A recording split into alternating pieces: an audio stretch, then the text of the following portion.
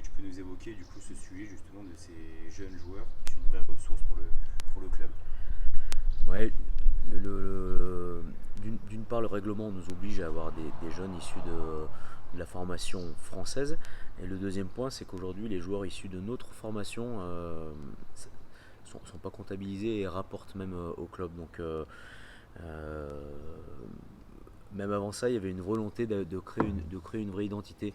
Le SA15, c'est un club qui est jeune et qui a besoin de se créer cette vraie culture.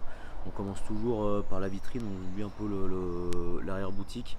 Je pense que l'arrière-boutique, c'est tout le centre de formation qui fait un boulot incroyable, qui est déjà noté et classé après seulement 2 années d'existence.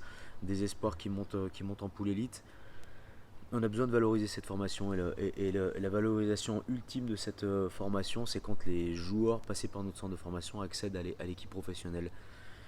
Le seul problème, c'est qu'un entraîneur, il est toujours pris entre le résultat immédiat et l'objectif de résultat immédiat et laisser du temps aux jeunes de progresser. Donc, nous, on prend ce pari de réduire un peu le nombre de contrats professionnels et de laisser des portes ouvertes pour les joueurs issus de notre centre de formation. Donc, il faut avoir des très bons joueurs pro, moins, mais de très haut niveau, qui sont dans la transmission, qui sont capables d'apporter leur expérience et, euh, et d'amener ces jeunes petit à petit à matcher. Et matcher, c'est pas honnêtement uniquement faire une feuille de match par-ci par-là, un match à l'extérieur qu'on décide de lâcher. Non, matcher, c'est performer avec l'équipe professionnelle. Donc, on va voir ces jeunes régulièrement intégrer l'équipe première. On l'a vu l'an dernier, on en a qui sont encore espoirs, qui vont continuer de matcher. Et encore une fois, c'est l'objectif. Et puis, c'est aussi un moyen de rassembler notre public avec des joueurs qui sont formés au club. Leurs parents sont ici, leur famille est ici.